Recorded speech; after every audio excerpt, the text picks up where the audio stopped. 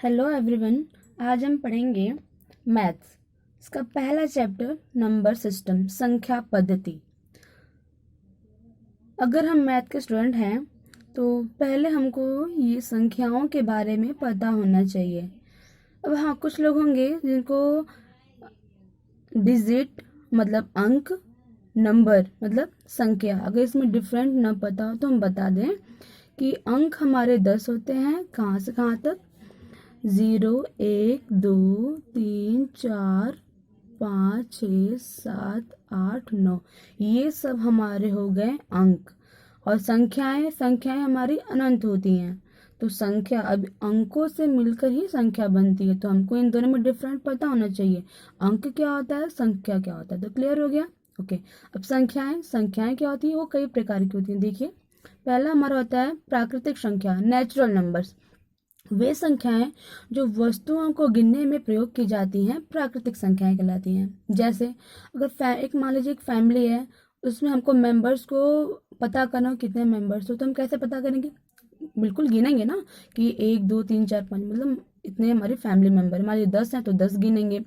अब वो स्टार्ट कैसे करते हैं? ये तो नहीं कि 0 से स्टार्ट कर दे, नहीं, एक से ही। नेचुरली हम एक से ही स्टार्ट करते हैं, कोई भी चीज़ गिननी नहीं हो तो 1, 2, 3, 4, 5 ऐसे स्टार्ट करते हैं। तो हमारा नेचुरल नंबर होगा ये क्या, 1 से लेकर इनफाइनाइट तक। ठीक है, नेचुरल नंबर, प्राकृतिक संख्या। ओके।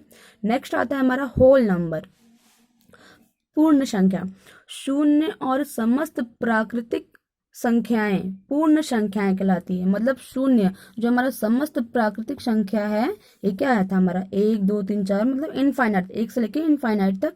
और उसमें हमने शून्य को क्या कर दिया, ऐड कर दिया, तो हमारा क्या हो जाएगा, पूर्ण संख्या, whole number. Okay, clear. Next आता है हमारा सम संख्या, इवन नंबर।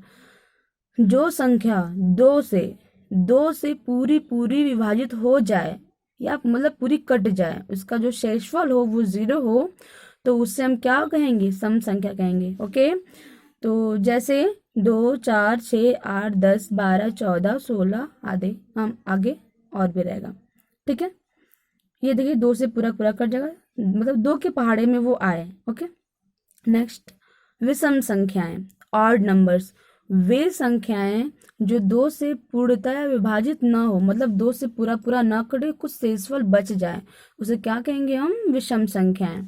ठीक है, ऑड नंबर्स वो क्या होता है, 1, 3, 5, 7, 9, 11, 13, 15, 17 ऐसे हमारा बढ़ता जाएगा। ओके।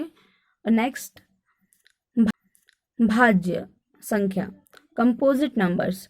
वे संख्याएं जो एक और स्वयं को छोड़कर किसी अन्य संख्या से पूर्णतः विभाजित हो जाती है, उसे भाज्य संख्याएं कहते हैं। ठीक है, मतलब एक से भी कटे, खुद से भी कटे, और किसी अन्य संख्या से भी कट जाए, उसे क्या कहेंगे हम, कंपोजिट नंबर।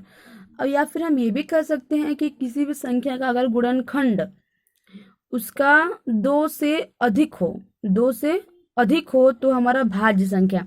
अब जैसे मान लीजिए एक को हम क्यों नहीं लिए, क्योंकि देखिए एक एक सिर्फ और सिर्फ एक से ही कटेगा।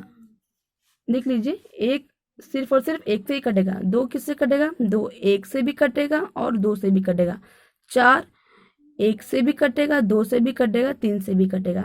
तो हमको क्या बताना है कि वो जो एक और स्वयं को छोड़कर किसी अन्य संख्या से भी कट जाए।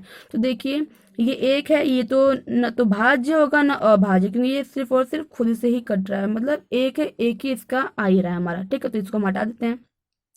और दो का क्या है, सिर्फ एक से कट रहा है और स्वयं से कट रहा है, और किसी और से कट रहा है क्या, नहीं कट रहा है, तो इसको भी हम छोड़ देंगे। और चार देखिए, एक से भी कट रहा है, 2 से भी कट रहा है और 4 से भी कट रहा है, मतलब खुद से भी कट रहा है। तो ये हमारा क्या हो गया, भाज्य संख्या। तो सब एग्जाम में मैक्सिमम पूछता भी है कि सबसे छोटी भाज्य संख्या कौन सी है, तो कौन सी हो जाएगी हमारी, 4। ठीक है, तो 4, 6, 8, 9, 10, 12, देखिए सब एक से कट रहा है, 2 से कट रहा है, 4 से कट रहा है, ये एक से कट रहा है, 2 से कट रहा है, 3 से कट रहा है और खुद से कट रहा है। ठीक है, ऐसे ही भी आगे सब चला जाएगा। तो मतलब जिसके 2 से अधिक गुणनखंड हो, वो क्या कहलाएगा, हमारा कंपोजिट नंबर। ओके। नेक्स्ट आते हैं हम अभाज्य संख्याएं या रूढ़ संख्याएं, प्राइम नंबर्स को बोलते हैं। ठीक है, वे संख्याएं जो एक और स्वयं को छोड़कर किसी अन्य संख्या से विभाजित ना हो उसे अभाज्य संख्याएं कहते हैं। जैसे 2, 3, 5, 7, 11, 13, 17 आगे इनफाइनाइट। मतलब ये सिर्फ और सिर्फ एक से डिवाइड होंगी या फिर खुद से डिवाइड होंगी, अदरवाइज किसी से डिवाइड नहीं होंगी, उसे हम क्या बोलेंगे, अभाज्य संख्याएं। Okay, clear. नेक्स्ट आते हैं पूर्णांक, इंटीजर। अब ये क्या होता है, वे संख्याएं जो दशमलव भिन्न और साधारण भिन्न के रूप में ना हो उसे पूर्णांक कहते हैं। दशमलव भिन्न आपको पता होगा, जैसे 0.5, 0.6। ठीक है, साधारण भिन्न 1/2, 3/2 आगे डॉट डॉट। ठीक है, तो ये हो गया हमारा क्या, दशमलव भिन्न, साधारण भिन्न। ठीक है, इसके रूप मतलब वे संख्याएं जो दशमलव भिन्न और साधारण भिन्न के रूप में ना हो उसे पूर्णांक कहते हैं। ठीक है, अब ये क्या होता है, नेगेटिव 0 विथ पॉजिटिव। ठीक है, तो पढ़ेंगे हम आगे पूर्णांक क्या होता है।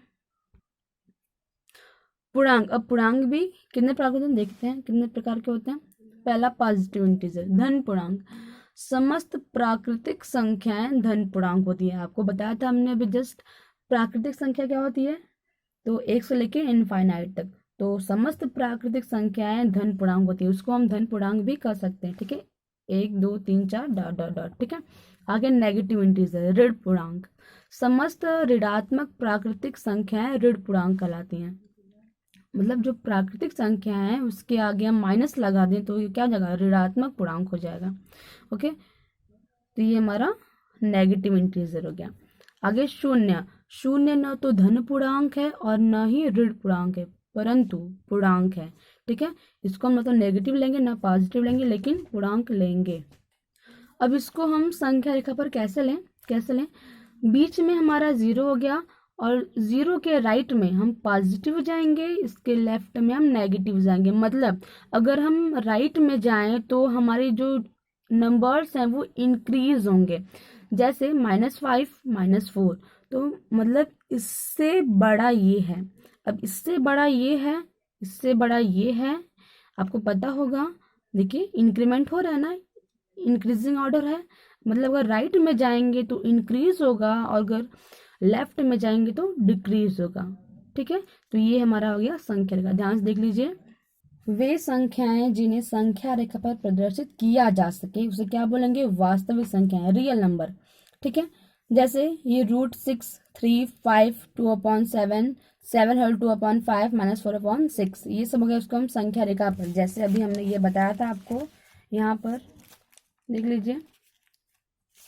तो ऐसा ही आपको करना है, तो इसको हम ऐसे प्रदर्शित कर सकते हैं। ठीक है, अब हो गया अवास्तविक संख्या या काल्पनिक संख्या, इमेजिनरी नंबर।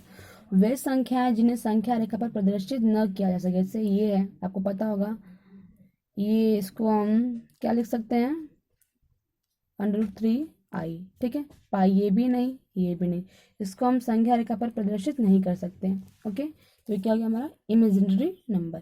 ठीक है, अब वास्तविक संख्या जो है वो भी 2 प्रकार की होती है। कौन कौन सी, परिमेय संख्या और अपरिमेय संख्या, रेशनल नंबर। तो परिमेय संख्या क्या होता है, वे संख्याएं जिन्हें p/q के रूप में लिखा जा सके तथा मतलब इसके रूप में हम लिख सकें, बट q नॉट इक्वल 0, मतलब q का मान 0 न हो। अगर वो 0 हो गया तो हमारा वो इनफाइनाइट, जैसे इसे 1/0 हो गया, इसका मान क्या लगा, इनफाइनाइट, तो हमारा हर कभी 0 नहीं होगा, इसलिए q नॉट इक्वल 0। तो जब ये कंडीशन हमको मिले तो वो क्या होगा, हमारा परिमेय संख्या है। ठीक है, एग्जाम्पल्स, 3/5, -4/3, 2 whole 1/3, √9, √1 + 9/16, 22/7, 3.5, 3.10010। मतलब ये जो है देखिए 100 देखिए आता जा रहा है, रिपीट हो जा रहा है, सब आगे रिपीट, ये हो गया हमारा। ठीक है, अब परिमेय संख्याएं भी 2 प्रकार की, कौन कौन सा, शांत दशमलव, अशांत दशमलव। देखिए जैसे ये वाला हो गया हमारा, ये शांत दशमलव और ये अशांत दशमलव। ठीक है, इसको देखते हैं हम। शांत दशमलव क्या होता है, वे परिमेय संख्याएं जिनमें दशमलव के बाद अंकों की संख्याएं निश्चित हो। शांत दशमलव कहलाता है। ठीक है, अब शांत दशमलव को हम कैसे पहचानेंगे? अगर हम सबको हम डिवाइड नहीं कर सकते कि हाँ ये ही हमारा आएगा, तो एक है शांत दशमलव का जो हर होता है उसका गुणनखंड 2 और 5 के रूप में होगा। अगर 2 और 5 के अलावा भी अगर कुछ होगा तो वो हमारा अशांत दशमलव हो जाएगा। जहां आपको उसका हर 2 और 5 मिले या फिर दोनों मिले तो वो हमारा शांत दशमलव होगा। जैसे 2/5, देखिए 5 है तो ये हमारा शांत मतलब 0.4 हो गया, तो ये शांत। ये 10/20 तो ये भी हमारा क्या हो गया? शांत दशमलव की 0.5। ठीक है, तो क्लियर हो गया होगा। ओके, अशांत दशमलव नॉन टर्मिनेटिंग डेसिमल नंबर वे परिमेय संख्याएं जिन्हें दशमलव के रूप में परिवर्तित करने पर दशमलव के बाद अंकों की संख्याएं निश्चित नहीं होती हैं, उसे अशांत दशमलव संख्याएं कहते हैं। जैसे 10/3, इसका वैल्यू क्या आएगा? 3.333, मतलब ये जाता रहेगा, कभी पूरा कटिंग नहीं। ये भी है 5/6, 0.8333, ये जाता रहेगा। अब देखिए इसका जो हर है इसमें देखिए 3 है, उसमें क्या था? शांत में 2 और 5 रहता तो हमारा शांत हो जाता, लेकिन ये क्या है? 3 है, और यहाँ पे देखिए इसका 2 और 3 आएगा, मतलब इस 2 के अलावा भी होगा तब ना वो शांत होगा, सॉरी अशांत होगा। तो 2 के अलावा भी इसमें है, तो ये क्या होगा? हमारा अशांत दशमलव। ओके, अब आते हैं अपरिमेय संख्याएं, इरेशनल नंबर। जिस प्राकृतिक संख्या का वर्गमूल स्क्वायर रूट निकालने पर पूर्ण संख्याएं प्राप्त नहीं होती हैं उसे अपरिमेय संख्याएं कहते हैं। जैसे √2, √5, √3, पाई, इनफाइनाइट, ऐसा करके हो तो हमारा क्या होगा? वो अपरिमेय संख्या। इसका अगर स्क्वायर रूट निकालेंगे तो हमको पॉइंट में मिलेगा, इसका भी पॉइंट में मिलेगा, सबका पॉइंट में आएगा, तो हमारा क्या हो जाएगा? Irrational number. Thank you.